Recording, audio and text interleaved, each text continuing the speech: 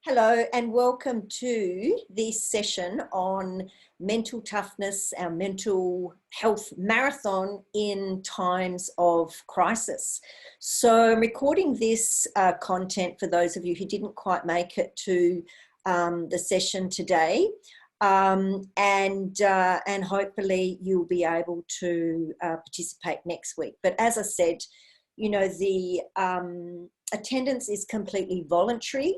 But it is an opportunity for us to come together, to share, to set an intention, and to have that intention voiced, and to make ourselves available to both give and receive in the meeting. So as most things, doing things for the first time, there are a few teething problems, and you know, I do ask for some I guess some slack in that regard, that we are all learning as we go here. So let me start with the slide deck that I went through. Here we go. Share. So let's just start at the beginning, and I think that's just coming up for you now. Where we are, okay, mental toughness for leading through change or through crisis. And those of you who know me know my background. My focus is definitely to improve how we lead so we can make better decisions for ourselves, our teams, and our planet.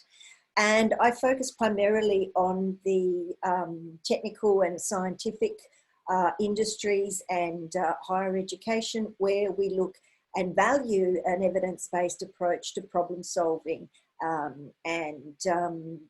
problem solving really, and working together. So this was the agenda today. We honed in on just what is that major feeling that we're feeling, and what is its intensity at the moment. And as I said, what is our intention? When we set an intention, we learn differently. So what do we want out of this session? I encourage you to do this as you watch the recording. What do you want out of this session?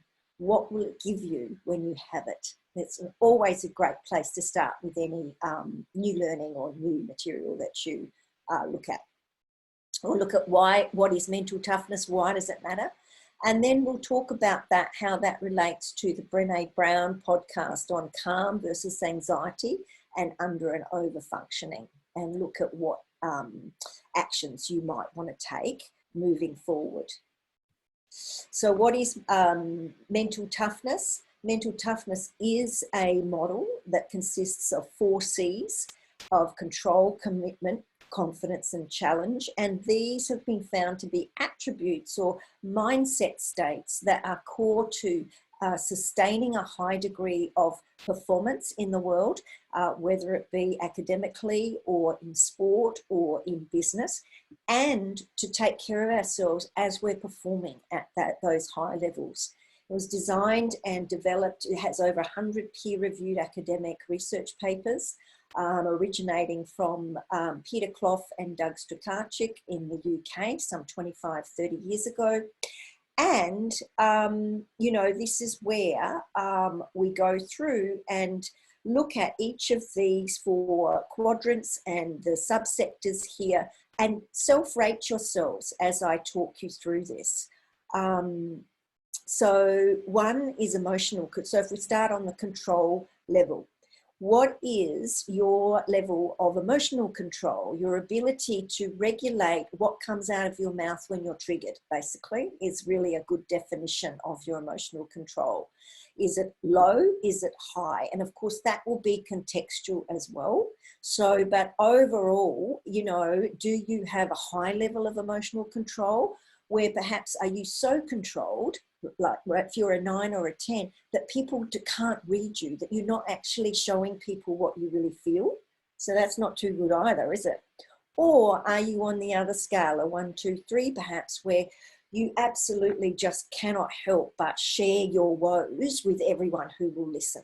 right? And that's someone who doesn't have strong boundaries and strong level of emotional control because the amygdala is really heightened. So that's the emotional control. Life control. This is where, do you believe what you do can make a difference?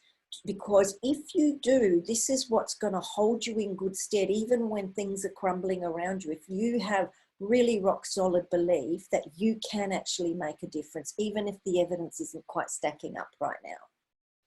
What's your level of commitment in terms of goal orientation and achievement orientation? And this is where our goal orientation relates to, are we the kind of person that likes to set our own goals, or are we better off working to other people's goals? Are we achievers, or are we really focused on finishing things or not? Do we get so excited about setting goals? We start lots of projects, but so much falls, off the wagon because we don't actually finish things. And that's often because we're not natural finishers. It's not as important to us necessarily to finish things as it is perhaps to be setting those goals. And we need both types of people. We need people who like setting goals, people who like working towards other goals. And of course, you want to make sure that if your job is a job where you do need to finish things, then that should be something that you enjoy to do. It's very, very hard to learn actually to finish if you don't enjoy finishing, which is probably a whole talk in itself. Very important distinction to understand and get greater, deeper, specific awareness around our goal orientation and achievement orientation. And again, think of this in terms of your students, your clients, your people, your family, and start to notice what you notice about them in terms of these categories as well. How do you respond to challenge? Do you see challenges as opportunities? How is your learning orientation? When you don't do so well, do you whip yourself and start talking to yourself in terms of, I am a failure? Or do you take it on the chin and say, well, what can I learn from this? And again, we have a natural disposition as to where is our automatic thinking going in times of stress, right? And we can learn to think differently. We can learn to then think differently and do differently. And same with risk orientation, right? Where, do we take too many risks without getting enough facts and thinking through the consequences if we take on more projects, for example? Or are we leaning more towards not taking risks? We're so scared of failing. We're so scared of what other people are going to think. We're so scared that we just don't have what it takes to do it. So very, very important quadrant here. Confidence, or our confidence in ourselves, in our abilities. Do we believe we can do something? Do we believe we can learn to do something, right? That's confidence in our abilities. What's our level of interpersonal confidence on a scale of 0 to 10? This is how well are we communicating with others? How well are others understanding and communicating with us? And this again, where boundaries around standards, expectations, communication protocols. And I can see from just these 2 sessions we've already run that I will actually put some communication guidelines in place so that we're clear about, how we're going to play here.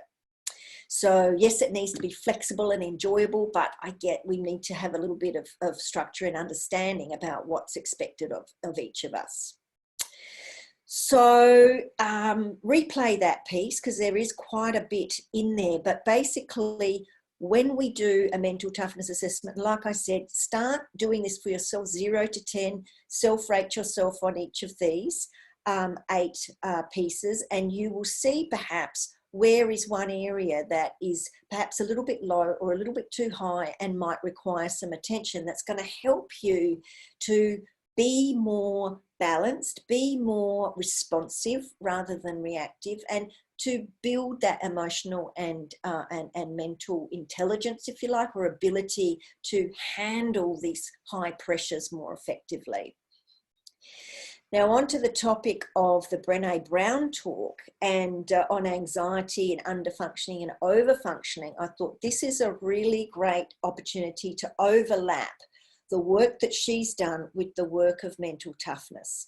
And this is where Um, if you look at it on a scale of 0 to 10, if you are mentally sensitive, that's the 0, 1, 2, 3 end, or mentally tough, 8, 9, 10, right? It's been shown through research that people who have higher levels of mental toughness do actually weather the storms of change and uncertainty and lack and big changes to things more effectively than people who are mentally sensitive. But the great thing is that we can learn, and the art of living through this is actually to be able to move through mentally sensitive, mentally tough, as needed, as the situation is required, without losing yourself. And this is where this mental health marathon, doing the self-awareness work, is really going to help us do this. But effectively, so it's not cast in stone, but we are born with a predisposition, just like we're born, into families and have all of that preconditioning with us that will work towards us being under-functioning and or over functioning, again, depending where we are in the family, and all of that a lot of us have explored. But what I find interesting too is then overlaying the other scale, right, of codependence and narcissism. And again, the codependent tends to be under functioning. It's the person who when shit hits the fan, when emotions get high, then it's like, I can't possibly, see myself through this. I can't help. I need to be helped. As opposed to the over-functioner is going to be the one that will perhaps take the dominant role and say, I don't need help, but I will help. And they can be equally as damaging in a relationship, right? So we're not all trying to be moved into over-functioning, mentally tough people that are totally insensitive of feelings of vulnerability and kindness and empathy and all of that, right, which sit in that mentally sensitive end, right, where creativity and music and art and ideation and all of that sit there, right? But what gets people undone, where that is a strength for them, is that element of needing other people's validation and being thrown, having your own train of thought thrown by other people's opinion too much. Whereas the over-functioning person tends to focus so much on task and perhaps not be as people-centric. And often in the business world, they're often labelled as narcissists as well. So I want to throw this in because it's not all peaches and cream, and it's not all one and all other. But what we're looking to do is build this emotional and psychological flexibility to be able to deal with the challenges, stresses, and pressures more effectively without losing ourselves and without killing our relationships. So high anxiety versus calm. High anxiety tends to be associated with mental sensitivity, but it's also where the beauty of art and literature and creativity sits. So how do we encompass that and envelop that and bring in some mental toughness and some calm skills and some more logical skill or approach to help balance out the huge emotions that can get us unstuck when we're at the mercy of anxiety. And so just know that wherever you are, you can move to a better place. And that is what the purpose of all of this segmentation and articulation and naming emotions and naming things and drawing scales and models, because our logic brain loves structure. And this is what helps us to move out of overwhelm. But like anything, and again, that slide again is a talking point. We're going to carry on more on this topic next week. But I particularly love this slide for two reasons, is that, we're all reaching for something. It's in our human DNA to be moving towards, growth, contribution, meaningful life, something that feeds or turns our light on, that feeds our heart, has meaning for us. But what is it that we're hanging on to that keeps us stuck? And often it is the way we're thinking, and it often is like bunched into this thing called self-doubt.